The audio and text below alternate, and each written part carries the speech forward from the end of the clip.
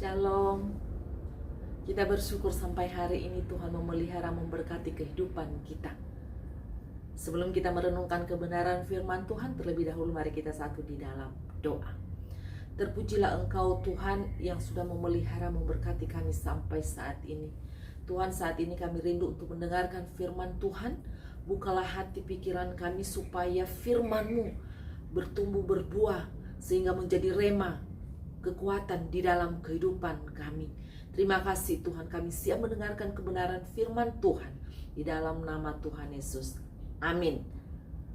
Baik Bapak Ibu Saudaraku yang kekasih dalam Tuhan, kita merenungkan firman Tuhan pada saat ini di dalam 1 Samuel pasalnya yang pertama ayat 1 sampai ayatnya yang ke-28. Namun saya hanya membacakan ayat ke-15 dan 16. Demikian firman Tuhan. Tetapi Hana menjawab, "Bukan tuanku, aku seorang perempuan yang sangat bersusah hati. Anggur ataupun minuman yang memabukkan tidak kuminum, melainkan aku mencurahkan isi hatiku di hadapan Tuhan. Janganlah anggap hambamu ini seorang perempuan dursila, sebab karena besarnya cemas dan sakit hati aku berbicara demikian lama." Yang berbahagia adalah kita yang membaca, merenungkan, dan melakukan kebenaran firman Tuhan dalam hidup kita. Tema renungan kita pada saat ini yaitu masalah dan solusinya. Setiap manusia yang hidup, yang masih ada nafas, maka akan mengalami yang namanya masalah, pergumulan, persoalan, bahkan beban hidup yang menekan hidup kita. Setiap pribadi ada berbeda-beda masalah, tapi yang jelas setiap manusia pasti mempunyai masalah. Setiap manusia dalam menghadapi masalah berbeda juga tanggapan dalam meresponnya. Ada yang meresponnya santai, ada yang merespon positif, ada yang meresponnya dengan cemas dan susah hati. Itu manusia berbeda-beda dalam menanggapi masalah. Tapi hari ini kita belajar dengan pribadi Hana. Ketika dia memiliki masalah, maka respon yang dihadapinya, bahkan solusi yang dialaminya, itu membawa dia semakin mengasihi dan memuliakan Tuhan. Kita melihat saat ini, yang pertama yaitu masalah yang dihadapi oleh Hana. Masalah yang dihadapi oleh Hana adalah dia tidak memiliki anak. Tuhan mengizinkan dia untuk tidak memiliki anak. Di dalam ayatnya yang ke-6 dikatakan, karena Tuhan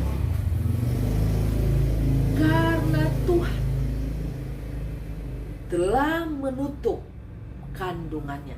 Artinya Tuhan izinkan Hana tidak memiliki anak. Lalu apa yang terjadi?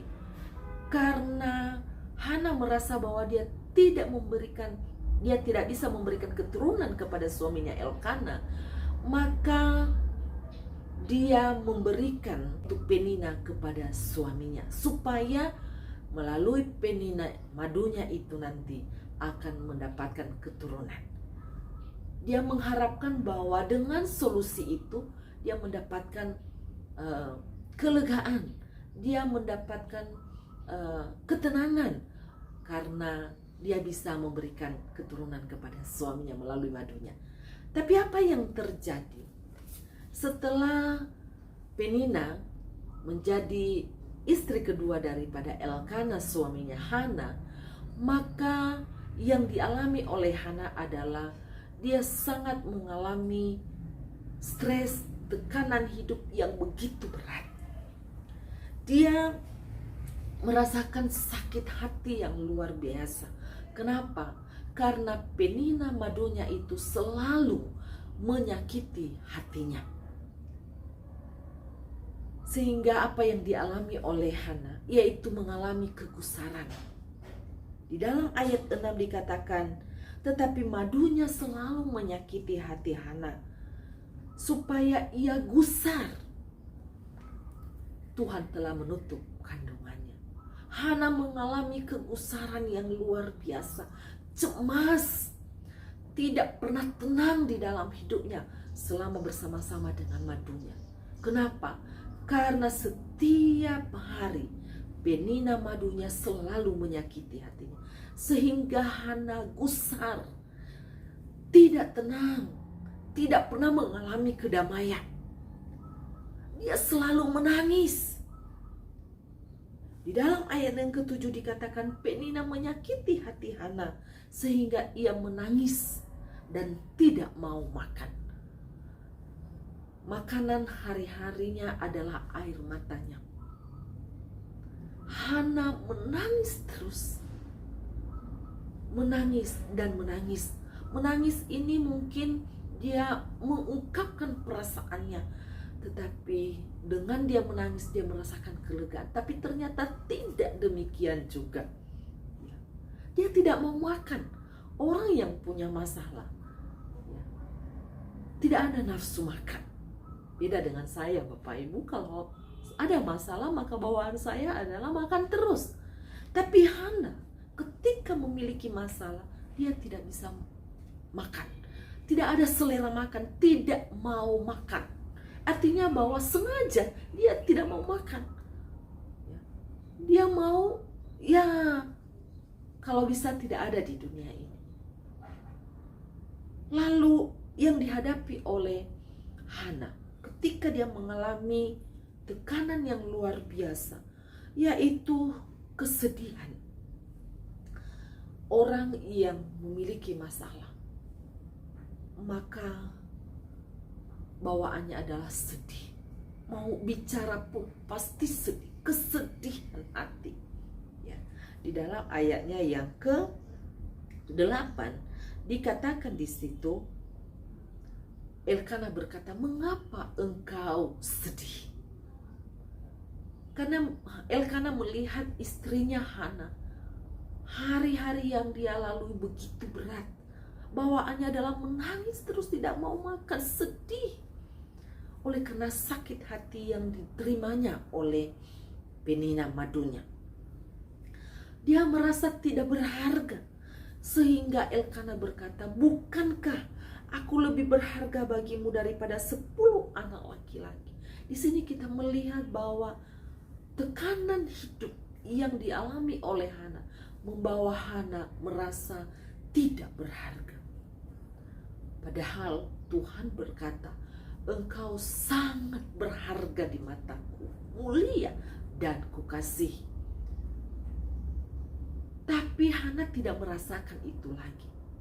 Karena berat tekanan hidup, merasa tidak berharga, merasa tidak berarti, merasa bahwa tanpa anak, tanpa masalah, tanpa kepercayaan anak baginya, bahwa hidupnya tidak berharga, baik di hadapan Elkana maupun di hadapan Tuhan. Padahal Tuhan begitu mengasihi Hana. Dia bersusah hati. Di dalam ayat ke-15 katanya tadi, dikatakan, "Aku seorang perempuan yang bersusah hati." Ketika dia datang di bait Allah berdoa kepada Tuhan, maka Eli merasa bahwa Hana ini telah mabuk anggur. Sehingga dia berkata, tetapi Hana menjawab, "Bukan tuanku. Aku seorang perempuan yang bersusah hati." Ketika dia mencurahkan isi hatinya kepada Tuhan, berkata-kata kepada Tuhan, maka orang yang melihatnya merasa bahwa Hana ini telah mabuk anggur, termasuk Eli pada waktu itu. Dia merasa bahwa Hana ini sudah mabuk anggur, sehingga dia berkata, "Aku bukan mabuk anggur tuanku, tetapi aku sedang bersusah hati." Hana mengalami sakit hati yang luar biasa. Masalah yang dihadapinya, di dalam ayat yang ke-16 lagi dikatakan bahwa karena besarnya cemas dan sakit hati aku berbicara demikian lama. Waktu dan hari-harinya dia berikan kepada Tuhan di dalam bait Allah, berbicara kepada Tuhan. Dan dia berkata, "Aku cemas, aku bersusah hati, aku sakit hati karena tekanan hidup yang ada. Bapak Ibu Saudaraku yang kasih dalam Tuhan, masalah apa yang sedang kita hadapi pada saat ini? Apakah kita seperti Hana? Ketika masalah yang ada maka kita mengalami kegusaran. Makanan kita setiap hari adalah air mata. Tidak ada selera makan. Kesedihan terus menjadi bagian kita. Merasa tidak berharga di hadapan orang-orang yang kita kasihi, akan di hadapan Tuhan. Kita mengalami kesusahan hati yang luar biasa, kecemasan dan sakit hati. Apakah seperti Hana? Tapi kita melihat solusi yang diambil oleh Hana. Solusi yang dialami oleh Hana ketika dia menghadapi tekanan hidup. Yang pertama yaitu dia berdoa. Doa adalah kekuatan kita dalam menghadapi masalah. Di dalam Yakobus 5 ayat ke-16 dikatakan, karena doa orang benar, jika yakin didoakan sangat besar kuasanya. Dan Hana sadar hal itu. Sehingga hari-hari yang dia lalui, dia habiskan dengan berdoa. Di dalam ayat yang ke-10 dan 12 dikatakan, dan dengan hati pedih ia berdoa kepada Tuhan sambil menangis terseduh-seduh. Ketika perempuan itu terus-menerus berdoa di hadapan Tuhan, maka Eli mengamat-amati mulut perempuan itu. Solusi yang pertama yang diambil oleh Hana dalam menghadapi masalah, yaitu doa. Doa adalah kekuatan kita sebagai orang percaya. Doa merupakan energi yang Tuhan berikan bagi kita untuk menghadapi situasi yang sulit sekalipun. Apapun masalahmu saat ini, apapun pergumulanmu, tekanan hidup yang engkau alami, datanglah kepada Tuhan, berdoa kepada Tuhan, curahkanlah isi hatimu kepada Dia, maka engkau akan melihat mukjizatnya akan nyata bagimu. Akan engkau lihat karyanya dalam hidupmu. Oleh karena itu, berdoalah. Karena doa orang benar, jika yakin didoakan sangat besar kuasanya. Ketika kita meminta, maka kita akan mendapatkannya. Kita akan menerima jawaban doa kita. Curahkanlah isi hatimu, pergumulanmu, tekanan hidupmu hanya kepada Tuhan. Ketika Yesus akan dibunuh, akan menghadapi yang namanya salib, maka dia datang kepada Bapa. Dia pergi ke Taman Getsemani mengambil waktu untuk berdoa, supaya dia mampu menghadapi masalah yang akan dihadapinya. Berdoa. Dan hal yang kedua, solusi yang diambil oleh Hana oleh masalah yang dialaminya, yaitu dia berkomitmen dan bernazar, dan ia melakukan apa yang dia nazarkan di hadapan Tuhan. Di dalam ayat yang ke-21 dikatakan di situ, Elkana laki-laki itu pergi dengan seisi rumahnya mempersembahkan korban sembelihan tahunan dan korban nazarnya kepada Tuhan.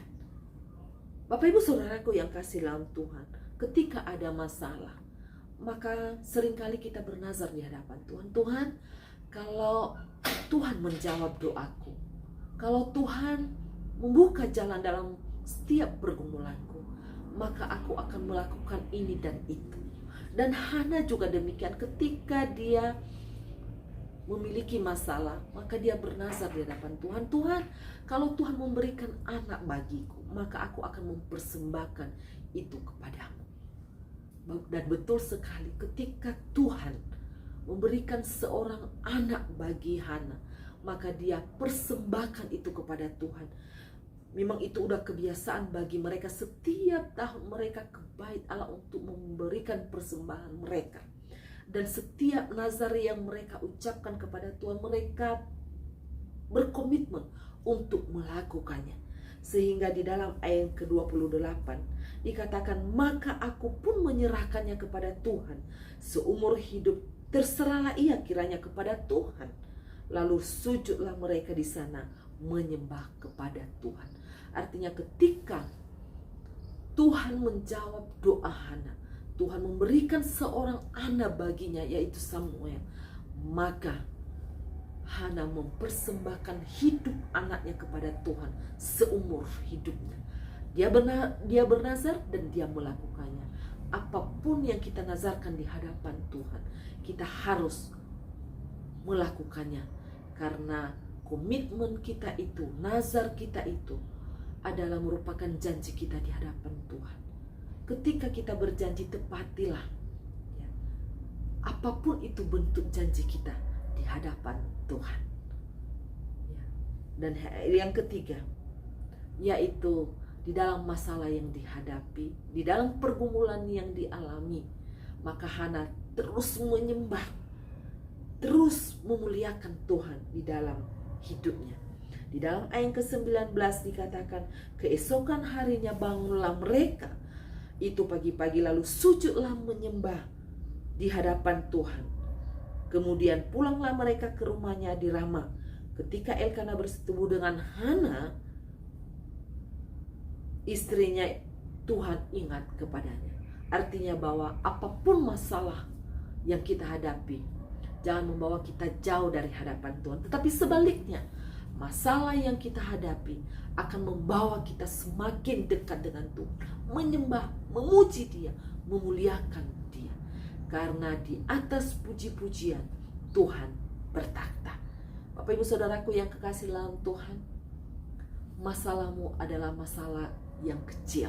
Kenapa? Karena Tuhan kita adalah Tuhan yang maha besar.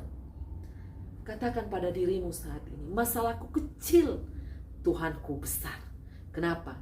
Karena tidak ada masalah yang tidak ada solusinya di dalam Tuhan. Tidak ada masalah yang tidak ada jalan keluarnya. Tuhan sanggup menolong kita. Tuhan Yesus memberikan nyawanya di atas kayu salib untuk menebus saudara dan saya. Apalagi masalah yang kita hadapi, Dia akan memberikan jalan keluar. Tetap semangat, Tuhan Yesus memberkati. Kita berdoa. Terima kasih untuk kebenaran firman-Mu yang boleh mengingatkan kami kembali bahwa sebesar apapun masalah yang kami hadapi, ada solusinya, ada jalan keluar di dalam Engkau. Karena Tuhan kami adalah Tuhan yang maha besar, Tuhan kami dahsyat, Tuhan kami perkasa, sehingga tidak ada masalah yang tidak ada jalan keluarnya, tidak ada pergumulan yang tidak ada solusinya. Tuhan, tolong kami memandang Engkau dalam setiap pergumulan hidup kami. Inilah syukur doa kami Bapa yang kami bawa dalam nama Yesus. Amin.